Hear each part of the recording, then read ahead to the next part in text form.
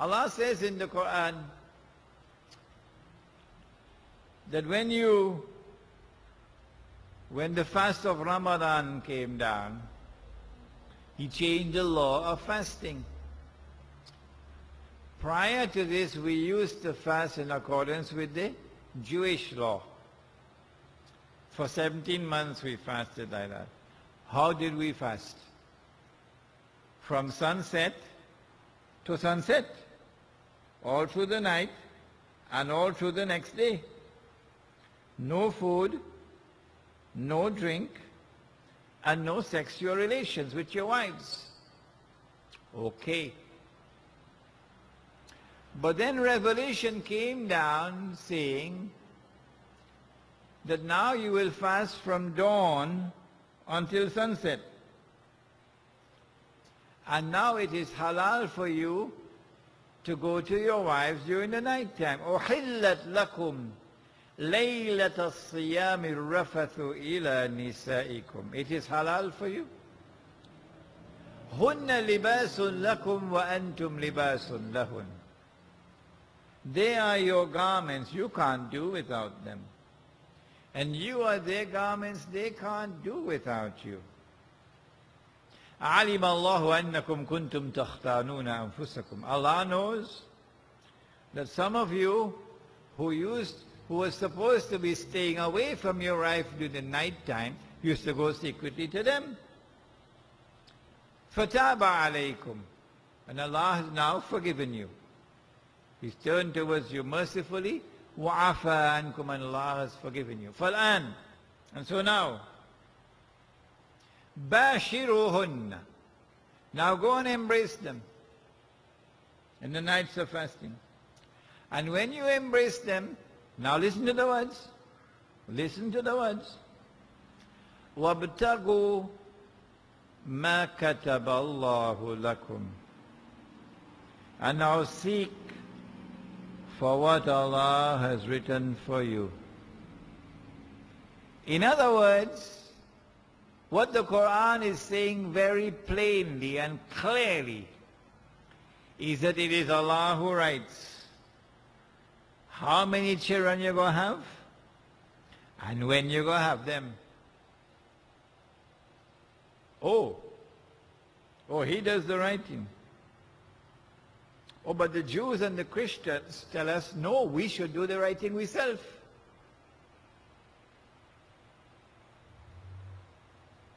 It's called family planning. You must take over from Allah and you must do the right thing yourself. It's called planned parenthood. It's called responsible parenting. You sit down with your wife and say to her, Dudu, we go have the first baby 3 years from now, after we build the house and we have the car and we have this and that and that, then we go have the first baby. And then we go space out for 3 years and then we go have the second one. So you sit down on your plan. What you have attempted to do is to write for yourself, called family planning. Anyone who attempts to take over from Allah and do the right thing for themselves commits shirk. You know, that shirk is all around us in the world today. Illa ma sha Allah. Affecting everybody. Did you hear the story about the fella? He clutched his heart, had a pain, rushed him to the hospital. They put him under the machine, say the heart clogged.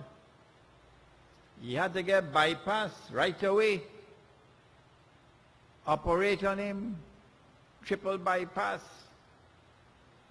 Luckily that they had this hospital and they had this good doctor. And the man lived, come back home. You know, if he didn't go to that doctor and that hospital, he'd have dead. You never heard it, sister? Come on and tell me. You never hear people say that?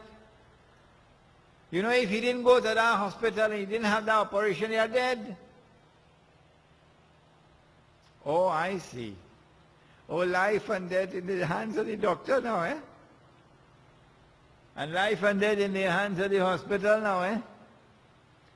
And life and death in the hands of this medicine, eh? Life and death no longer in Allah's hand, eh? Huh? What is the implication of someone forgetting Allah, forgetting that life and death are in His hands, and now being convinced that life and death in the hands of some doctor or some hospital? That is shirk. Everywhere we turn in the world today, the sunnah of Nabi Muhammad alayhi salatu wasalam is abandoned. Everywhere that we turn in the world today, illa masha'Allah, mankind has embraced shirk. And so truly, truly, the very heart and substance of the religion is gone. And nothing remains of the religion but the shell today. If shirk is such a great sin, how great? Allah says He is prepared to forgive all sins. Inna Allah yaghfiru dhunuba jami'a. He is prepared to forgive all sins, but He will not forgive shirk. Huh? Did you not say so? So this is the worst sin of all. And this is the one we started with, to demonstrate the sorry mess in which we are today. But if shirk is the worst of all, which comes after shirk? It is a sin concerning which Allah has declared that both He and His Messenger wage war. Wage war. That's the word, war. Against those who are involved in that sin. Which sin is it? It is something called riba. Riba is borrowing and lending money on interest. And if after this revelation has come down, you're still lending money on interest and demanding the interest, like right here in Trinidad, right here in San Fernando, right here in the same masjid in San Fernando where people come to perform salah, you have people lending money on interest. I nearly fell down, dropped down dead when I got the report. Yes? Money lenders lending money on interest privately and hiring lawyers to defend the money that they lent on interest. But I spare them by not mentioning their names. Hopefully that my message would reach them and some fear will enter into their hearts, these money lenders.